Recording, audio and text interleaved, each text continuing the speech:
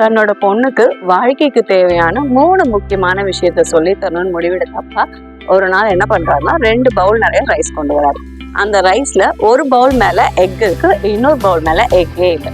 இதை கொடுத்துட்டு அந்த பொண்ணு கிட்ட கேட்கிறாரு, இந்த 2 பவுல்ல உனக்கு எந்த பவுல் வேணும் அப்படின்னு கேட்கிறாரு. கேட்ட உடனே அந்த பாப்பா எனக்கு முட்டை இருக்கிற பவுல் தான் வேணும் அப்படின்னு சொல்லி வாங்கிக்கிறாங்க.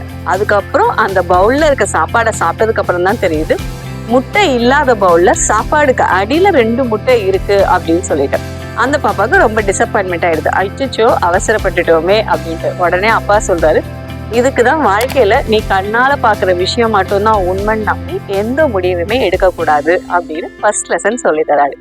அதே மாதிரி அடுத்த நாளும் 2 பவுல் ரைஸ் கொண்டு வராரு. இப்போ ஒரு பவுல்ல இருக்க சாப்பாடு மேல ஒரு முட்டை இருக்கு, இன்னொரு பவுல்ல இருக்க சாப்பாடு மேல வழக்கம் போல எந்த முட்டையுமே இல்லை. அந்த பாப்பா என்ன பண்ணாங்க, எப்படியும் இதுக்குள்ள 2 முட்டை இருக்கும்ட்டு அந்த செகண்ட் பவுல செலக்ட் பண்ணிடுறாங்க. செலக்ட் பண்ணி சாப்பிட்றப்பதான் தெரியுது அந்த 2வது பவுல்ல ஒரு முட்டை கூட இல்லை, ஒரே ஒரு பவுல்ல மட்டும்தான் ஒரு முட்டை இருந்திருக்கு அப்படின்ட்டு. இப்பயும் அந்த பாப்பாவுக்கு ரொம்ப டிசப்பாயின்மெண்ட் ஆயிடுது. உடனே அப்பா சொல்றாரு, இதுல இருந்து நீ கத்துக்க வேண்டியது என்ன அப்படின்னா, உன்னுடைய கடந்த கால அனுபவங்களை வச்சு உன்னுடைய நிகழ்காலத்தை நீ எந்த முடிவும் எடுக்கக்கூடாது. ஏன்னா கடந்த கால அனுபவங்கள் அந்த கடந்த காலத்துக்கு சரியானதா இருக்கும், அது நிகழ்காலத்துக்கு எந்த விதத்திலயுமே யூஸ் ஆகாது, சில நேரங்கள்ல அது தவறா கூட போகலாம் அப்படின்ற விஷயத்த நீ புரிஞ்சுக்கணும் அப்படின்னு சொல்லி 2வது லெசன் சொல்லி தராரு. 3வது நாளும் அதே மாதிரி அப்பா 2 பவுல் கொண்டு வராரு. ஒரு பவுல்ல ஒரு முட்டை இருக்கு, இன்னொரு பவுல் மேல முட்டையே இல்லை.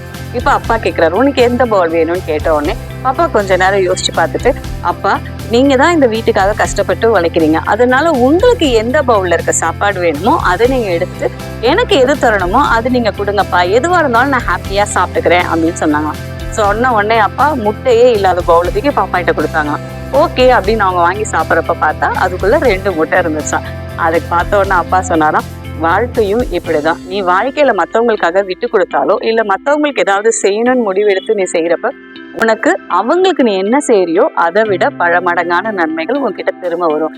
அதனால எப்பயுமே மற்றவங்க நல்லா இருக்கணும்ன்றதுக்காக கொடுக்கறதுக்கு எப்பயுமே தயங்கக்கூடாதுன்னு 3வது லெசன் சொன்னாராம்.